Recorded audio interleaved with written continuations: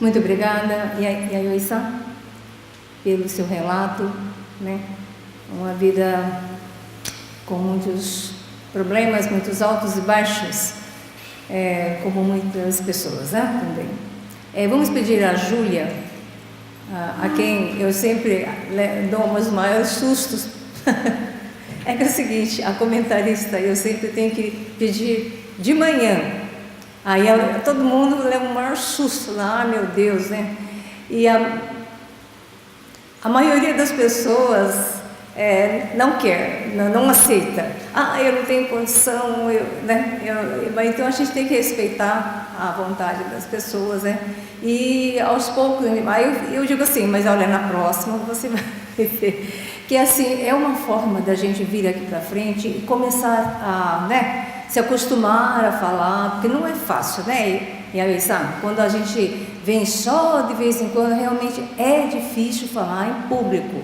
E aí, na medida em que a gente vai chamando, né, se bem que a Júlia é uma pessoa que já está bem acostumada, a gente gostaria, assim, que outras pessoas também, quando eu for pedir, pensa assim, olha, gente, eu vou treinar a falar na frente, né? Então, não recusem, por favor. Fica muito restrita as pessoas que podem me ajudar a fazer o comentário, tá ok? Então, Júlia-san, kyou mata onegai shimasu. Bom dia a todos. Então, como a Eiko Sensei falou, quando vocês receberem um convite, ou durante o café da manhã, né, quem senta ali perto dela, fica passando ali perto, ela pega, ou então aqui na entrada, né, do salão, por favor, aceitem um convite. Na verdade é sempre um desafio, né, comentar sobre a palestra de uma outra pessoa. E hoje nós tivemos então depoimento, né, o relato sobre as experiências, a vida no caminho da Tenrikyo da senhora Yayoi Murakami. Ela é a segunda condutora da Igreja Brasil Minosato. A igreja fica na cidade de Mogi das Cruzes, né? E pensando, né, enquanto ela falava, eu coloquei aqui uma palavra-chave que talvez todos os episódios da família dela e dela, né, que representam a experiência, né, nesse caminho, seria a palavra obediência. Acho que várias vezes ela citou esse espírito obediente, né, da sogra, do marido, dela própria, né? Ela não nasceu dentro desse ensinamento, ela era católica, né? Depois de uma orientação com a doença da filha, é que ela começou, ela diz, né, a frequentar mais o Tenrikyo, nem o Otsutomi, ela praticava muito. Então, acho que essa palavra obediência é muito marcante na história dela e é uma palavra também que para nós tenrikianos, né, sempre ouvimos falar, né? É importante termos esse espírito obediente, né? O espírito sunao, né? O espírito de aceitar, de sempre receber, né, com um sim tudo que acontece na nossa vida, tanto as coisas boas quanto as coisas ruins. E depois, agora no final, ela falou uma coisa muito bonita, que depois da tristeza vem a alegria, né? Nem tudo é só tristeza. Mesmo passando por algumas situações bem difíceis e orientações na vida dela, ela sempre depois tinha um momento aí da alegria, né? Um momento da satisfação. Mas mesmo nos momentos de tristeza, ela não traz uma revolta, né? Um sentimento negativo, mas um sentimento mesmo de aceitação, né? De satisfação.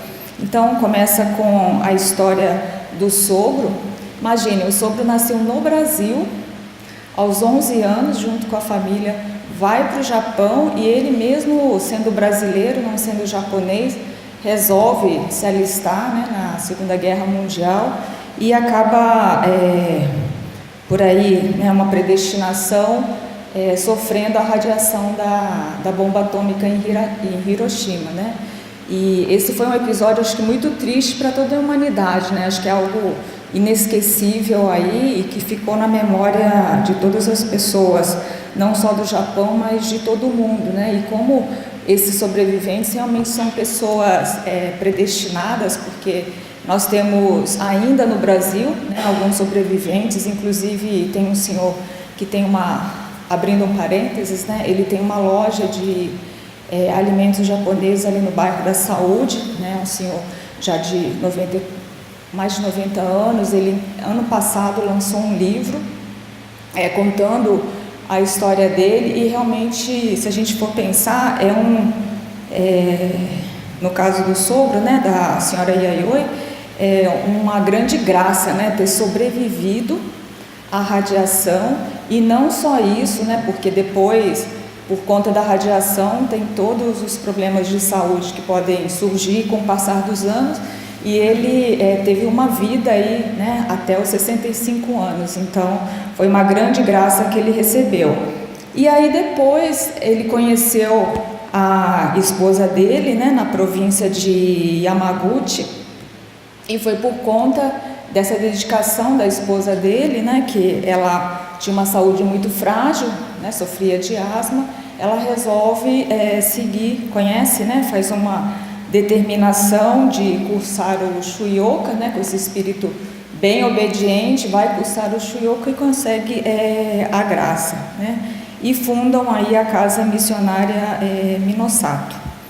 Em 74, o sogro descobre que tem um câncer de estômago, faz a determinação de construir uma igreja, né, e com a ajuda aí de todos os fiéis, ele quase conclui a obra, né? Mesmo doente, ele era um mestre de obras, era o líder, conduzia toda a construção da igreja, e um pouco antes do retornamento, um pouco antes da conclusão, inauguração da igreja, ele retorna, mas o filho assume essa responsabilidade e, com o apoio, né, de todos os amigos, todos os fiéis, consegue concluir, realizar aí essa determinação espiritual do pai e de toda a família, né? E ela conta também sobre esse episódio da descoberta, né, da leucemia da filha. Foi quando ela, a senhora Yayoi, começa a se dedicar mais ao caminho, né? Então, com aquele espírito bem obediente, ela vai até o Jibá para fazer o Shuyoka, e ela disse, naquela época nem tinha tradução, né? Era tudo em japonês, ela também não conhecia tanta coisa do ensinamento, e deixa 2 filhos pequenos aqui no Brasil, né? Então mostra toda essa dedicação e o espírito de obedecer, né? De realmente querer, né, se dedicar, conhecer mais os ensinamentos, e por conta dessa dedicação, desse espírito sincero, consegue aí a graça, né, da cura da filha, tanto é que ela teve a alta da leucemia, né? Mas como Deus Parens e Oyasama, né, tem alguns caminhos, né, que nós não entendemos talvez mais tarde. A filha aos 14 anos veio a retornar, né, mas ela conseguiu a grande graça aí da leucemia, né? E ela fala, no momento que ela citou, né, o retornamento da filha aos 14 anos de idade, no Dia das Crianças, ela aceita, né? Ela fala assim, devemos aceitar como Oyasama aceitou todas as situações pelas quais ela passou, né? Mas o marido, né, nesse momento, ele ficou muito abalado, até desacreditando, né, um pouco aí de Deus Parens, talvez não entendendo, né, qual era a intenção de Deus Parens, e Oyasama com esse grande nó, né, essa grande tristeza para a família, ele se afasta, mas ela não, né, ela continua a ir se dedicando, e depois ele acaba também se aproximando novamente. Antes do retornamento, ele já tinha resgatado novamente a crença, a fé dele dentro desse caminho, né? E aí no final ela cita alguns episódios da vida de Oyasama, né? Ela fala aí do episódio dos 3 grãos, né? Acho que os 3 tesouros que Oyasama nos ensinou é algo que os teriquianos, desde criança, né, aprendem a praticar, ou procuram praticar. Não é fácil, né? Levantar cedo, né? Ser honesto, isso acho que é mais fácil, né? E trabalhar, né? Então acho que são 3 tesouros que neste caminho, até no Tsudoi, né? Eu me lembro no Tsudoi, a gente aprendia muito isso, né? E tenta carregar a vida inteira. E realmente a vida do Teirikiano é assim, né? Como o Otsutome de manhã é bem cedinho, né? Então tem que acordar cedo mesmo, né? Ser honesto, né? Então não lesar, não fazer mal, né? Para uma outra pessoa e trabalhar, né? E trabalhar era o que o condutor, né, o marido da senhora Yayoi, gostava muito, né? Ele preferia até trabalhar do que passear, né, se divertir, e ele gostava de mexer com a terra, de plantar árvores frutíferas, né? Ele gostava de ver as frutas crescendo. Eu acho que esse olhar dele, né, de plantar e ver a vida desabrochar é algo muito bonito, né? E era algo que ele valorizava bastante. E um outro episódio que ela contou, dentre vários, é a régua do céu, né? A diferença daquela régua, que o homem pode considerar que aquela régua é bem retinha, mas aos olhos de Deus, né, aos olhos dos céus, aquela régua não é tão reta.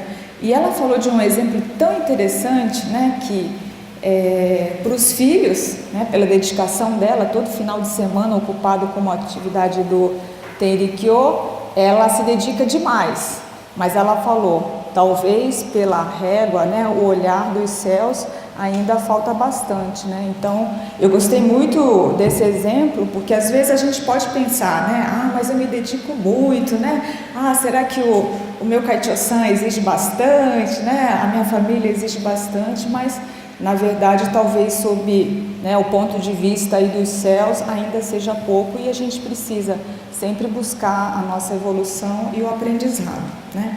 Então, a palestra de hoje, né, com bastante sinceridade, bastante simplicidade e com uma leveza, né, porque ela não trouxe nada pesado, acho que fica, né, a palavra aí de obediência, e sempre lembrar que depois de momentos de tristeza, sempre vem os momentos de alegria também, né? Então, muito obrigada.